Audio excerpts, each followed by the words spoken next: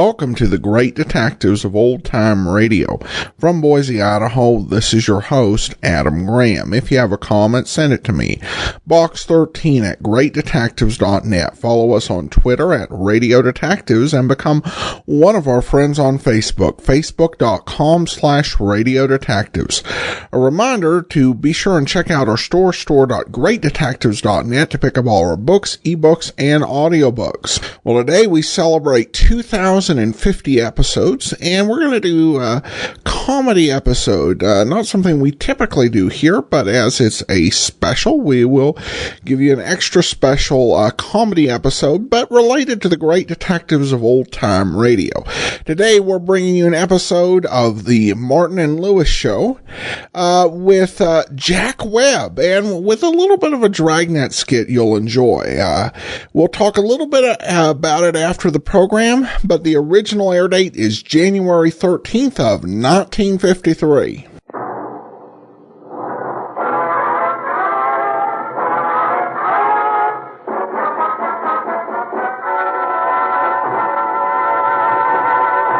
Hey, Jerry, come here. I want to...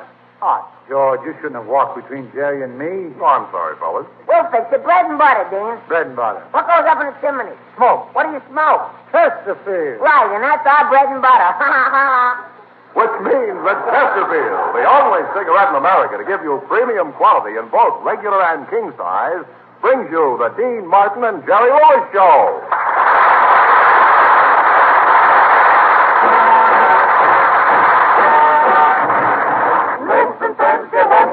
By Chesterfield regular acting life. Either way, the best of smoke. There's possible smoke for all you folks. Round off for Chesterfield. Round off for Chesterfield. Try a patch of Chesterfield. And do it today.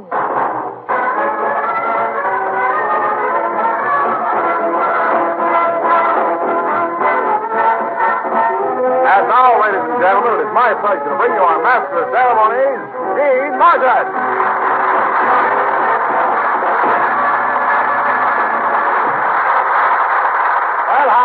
Here it is. Time to do our weekly Tuesday night sounding off for Chesterfield. My partner, Jerry Lewis, will be bounding in on the next pogo stick. So while we're waiting for the boisterous little bounder, what do you say we start things humming with a tuneful little earful of music? So, Richard, it is you is or is you ain't my conductor.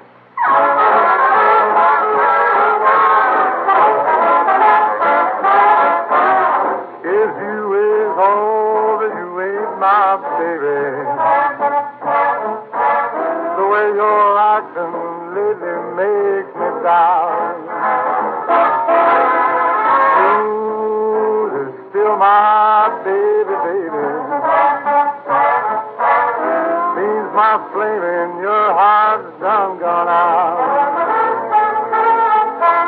A woman is a creature that has always been seen.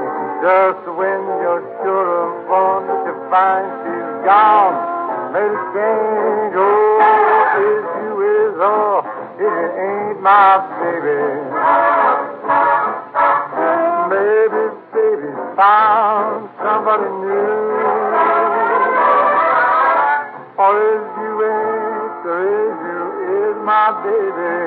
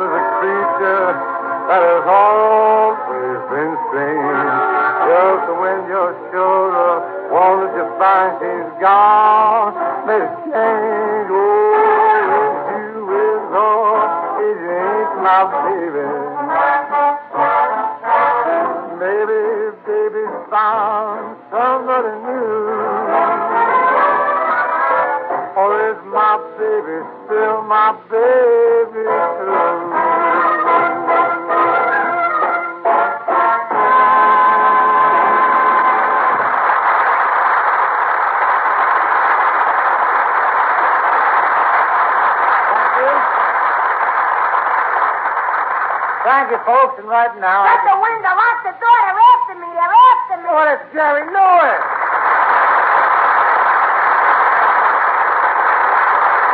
All right, now, Jerry, you just calm yourself down. Now, who's after you? The finance company. They want to take back my arm. Oh, now, wait a minute. What makes you think the finance company wants to take back your arm? I missed 2 payments on my vaccination. Oh! You don't care. I find out new things about you every day. I know all about the 6 years we've worked together, but what about your childhood? Well, when I was born, I was very young. I was nothing years old. And until I was 5 years old, I couldn't see. Couldn't see? No, my mother was nearsighted. She kept diapering the wrong end.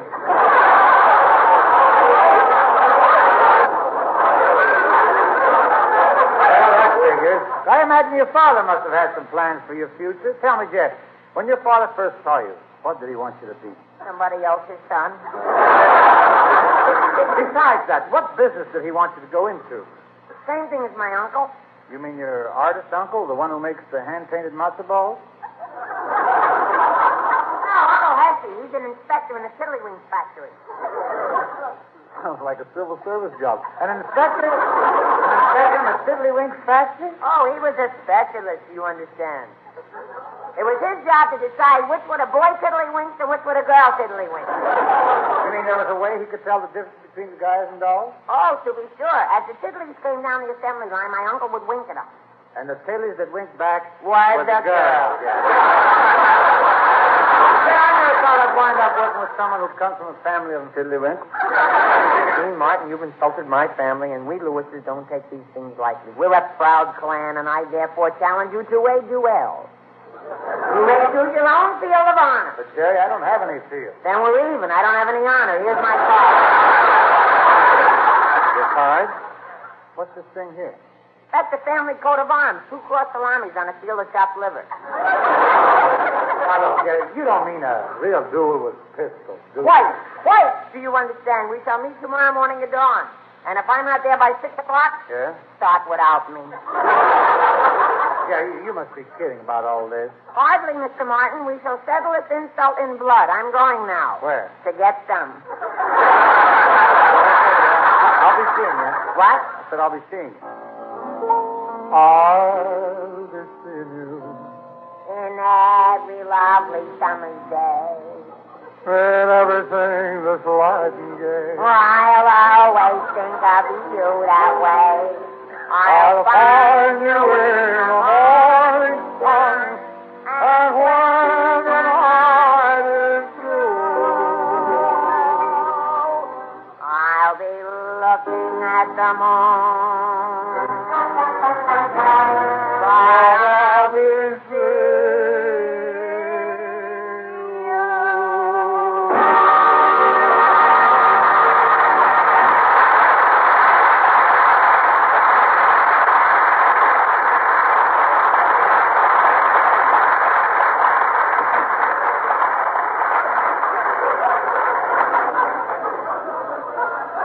Well, friends, you know there's nothing quite so blue as the blues when they're set to music. But when a songwriter stirs up the usual blues and throws in a few sentimental wedding bells for good measure, he's liable to have cooked up one of the season's top hit blue ballads. And here it is.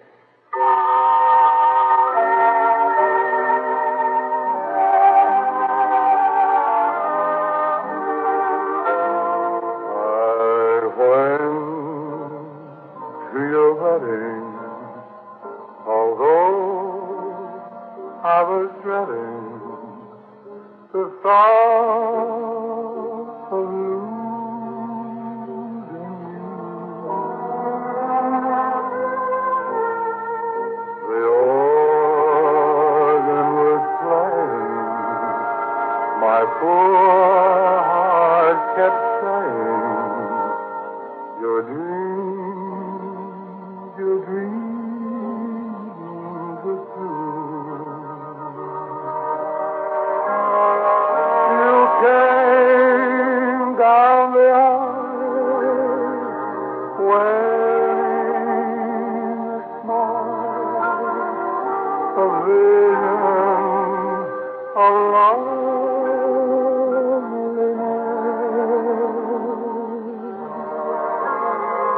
I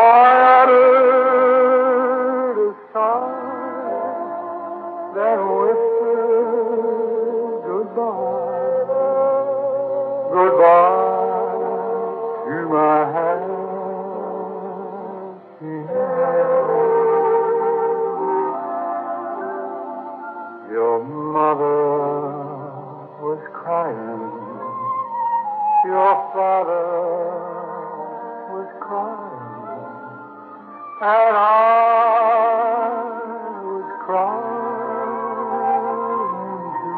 too. The teardrops were falling because we were losing.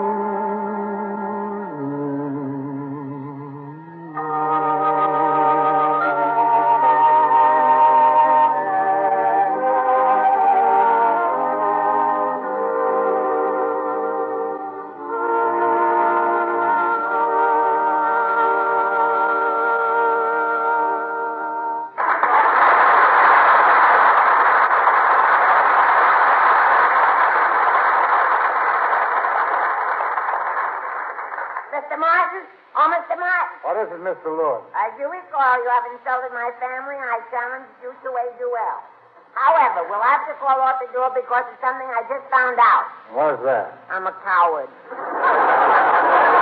Well, it's just as well we called it off, Jeff. If we didn't, we might have been arrested. After all, we have laws in this country. And tonight, I've invited as our guest a star who is a staunch supporter of law enforcement on his own shows.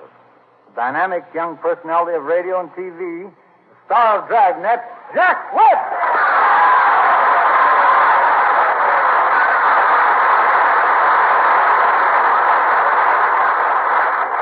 Jerry, this is Jack Webb from Dragnet TV. Well, how do you do? I'm Jerry Lewis from Newark, NJ. No, Jerry, I'm from the television show, Dragnet. Oh, I saw you last week on a new set Dean gave me for Christmas. Jerry, that wasn't a TV set I gave you. It was a washing machine. No wonder the cops and robbers were chasing each other in their underwear. I'm sorry you missed the real thing, Jerry. It was the story of a policeman who guarded the catch of the fishing fleet. Yeah, it was called the Cape Cod Kipper Keeper Cooper Caper. The Cape Cod Kipper Keeper Cooper Caper? You heard him, Jerry. The Cape Cod Kipper Keeper Cooper Caper. Now, the villain was a camper named Cooper who worked in a bottle factory. First as a corker, then as a capper.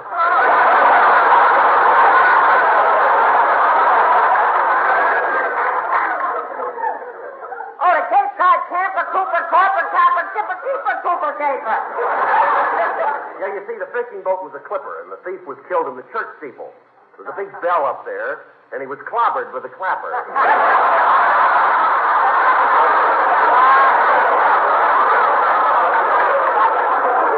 Oh, the Cape Cod Flipper. Dean. What, Jerry? We couldn't get Sam Spade? No.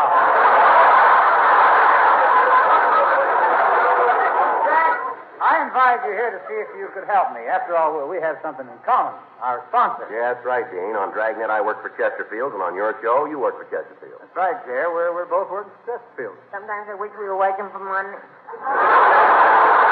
Now, Jack, here's my problem. Jerry challenged me to a duel, and, well, I'd sure hate to put a bullet between his eyes. Well, that's impossible, Dean. Between his eyes, there ain't room for a bullet.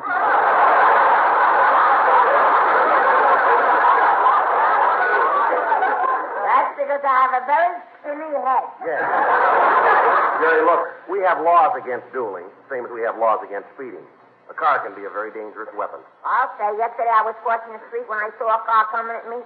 I ran up 3 flights of stairs into my apartment, rushed into the closet, and locked the door. What happened? He got me anyway. A thing like that calls for at least a ticket. You did? I paid a $10 fine. You paid a fine for what? Running without a license. Well, that's terrible, Jerry. What happened to the driver of the car that hit you? Nothing, Dean, but he won't get away. Well, you mean you got his number? No, but I'll never forget his laugh. You'll never forget his laugh. Pardon me, sir. Would you do that again? Certainly. Mr. Webb, would you please get your car out of my closet? Stop it, Jerry. If anyone looks out for public safety, it's Jack Webb. Millions of people listen to and watch his show every week. Well, thanks, Dean, but it's the kids I'd like to reach.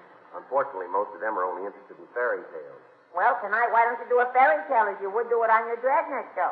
Well, that's swell. I'd like to, but I'm not prepared. We are. Fenneman, come here, you old round dog. The Chesterfield much milder players bring you king-size Dean Martin and Jack Webb with regular-size Jerry Lewis.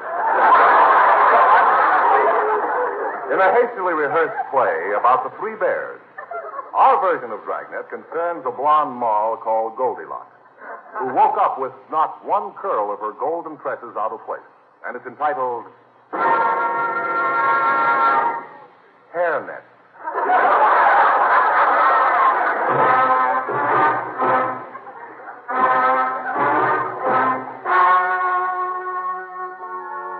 This is the city. There's nothing around here but chipmunks, rabbits, trees, forests. This is the city. My name's Friday. I'm a cop. I wear yellow shoes, an argyle beret, a plaid coat with satin lapels. I'm a plainclothesman.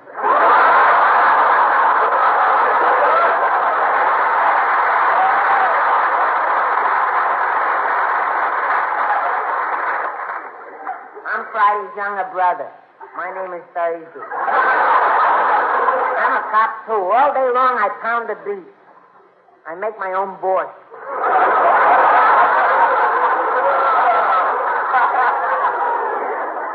I'm Friday's older brother. My name is a week from Tuesday. I'm a special agent for the Crime Commission. For every crime, I get a 10% commission.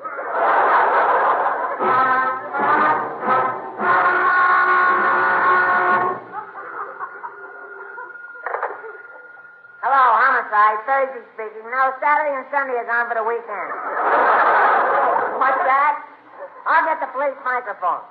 Calling all cars, calling all cars, calling car 84, Officer Fromkis. Wipe your windshield. Someone is stealing your radiator cap. That is all. Morning, Third. Hi, Fry. Anything new in the Three Bears case? They found out who tasted the little bear's porridge yet and made it all gone?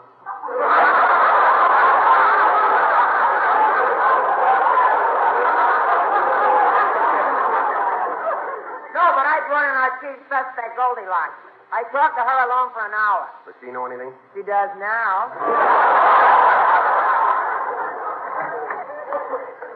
Hi, Fry. Hi, Ters. Hi, week from June. I just found a body out in the street. Good. You may keep it for your honor.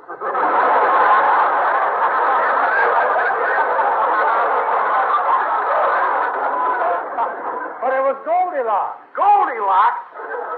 Yeah, she was found wearing a derby and slacks. Well, at least she died like a man. Here's the hospital report on Father Bear. He's dead. They just performed the autopsy. What did he die from? The autopsy.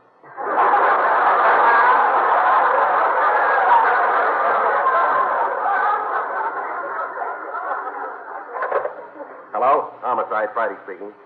Oh, hi, Wednesday. Okay. Mama Bear's been murdered, too. She was pushed into a freezing vat at the popsicle factory. Look, a report's coming in on the teletype about the baby bear. It happened again. You mean somebody tasted his porridge? Worse than that.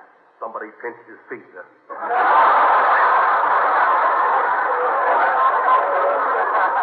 Sounds like the work of a Maroon gang. Let's go to the bear's house and investigate. So we climbed into the car, and I got behind the wheel. I knew we were heading for trouble. I can't drive.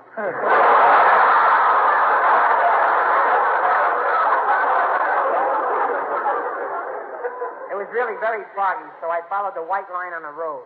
I drove for 20 miles, and then I found out what I was following wasn't a white line. It was a good humor truck with its vanilla leaking. When we got to the bear's house, I peeked through the keyhole with one eye. I saw something very strange with my other eye. While I was speaking, someone wrapped the door around my head.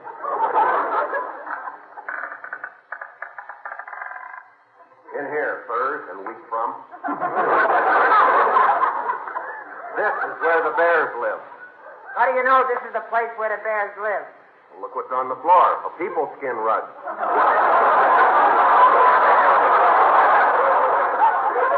And there's little baby bear. He's been murdered. Yeah. The body's in a strange position. His back is arched and his legs are sticking up in the air. How do you figure it, Third? Obvious. He was beaten to death with a contour chair.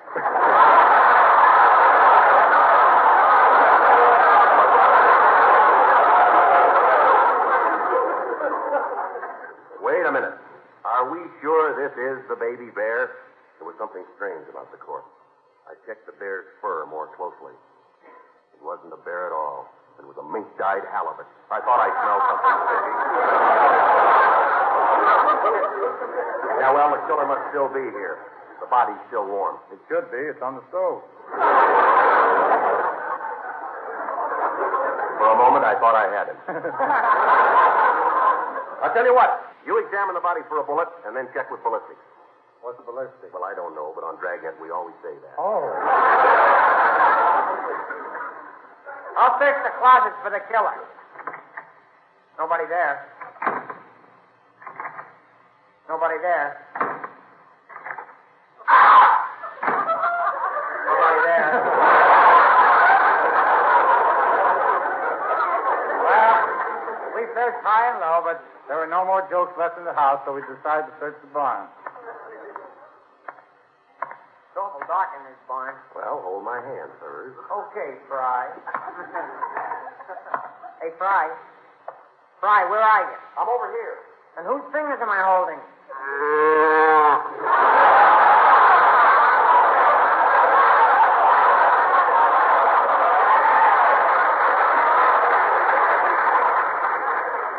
Hey, I think I got the killer here. Don't shoot. Don't shoot. I'll confess. Who are you? My name's Cooper. Oh, you're the camper from the Cape Cod Tipper Keeper Cooper Caper. Yeah, the fellow who works in the bottle factory as a corker and a capper. No, I used to. Now I work in a rug factory as a carpet clipper. A carpet clipper? I'm letting you go. You're letting the killer go? Why? It's easier than having to say this is a Cape Cod Camper Cooper Corker Capper Tapper Carpet Clipper Keeper Capper Cooper Caper Cocktail.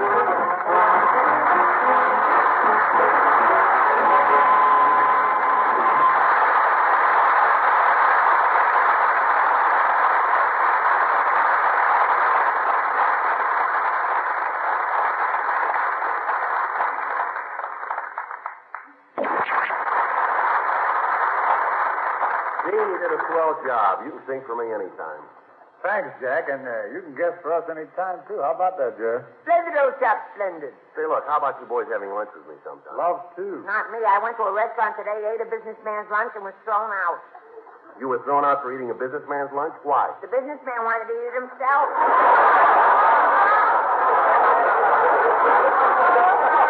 Look, Jack, I know you've got to be coming along now, but don't forget your job, you know. Get him. Yes, sir. Get everybody to change to Chesterfield. Friends, Dean, Jerry, and I wouldn't ask you to try Chesterfield if we didn't know Chesterfield is best for you. That's because they're first to give you scientific evidence on the effects of smoking. And best, because only Chesterfield gives you premium quality in both regular and king size. That's right, folks. Chesterfield is best for you. Regular or king size. They give you all the pleasure the modern cigarette can give. So your job, get 'em. Get Chesterfield today. Well, so long, boys. It was swell being here. Good night. Good night, Jack, and thank you so much. Jack Webb.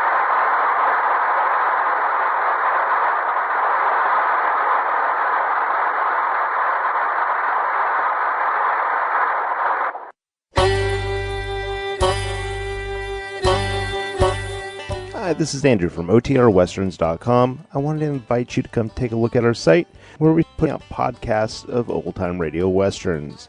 Check us out at OTRWesterns.com. You're listening to The Great Detectives of Old Time Radio with Adam Graham. Now let's get back into the show.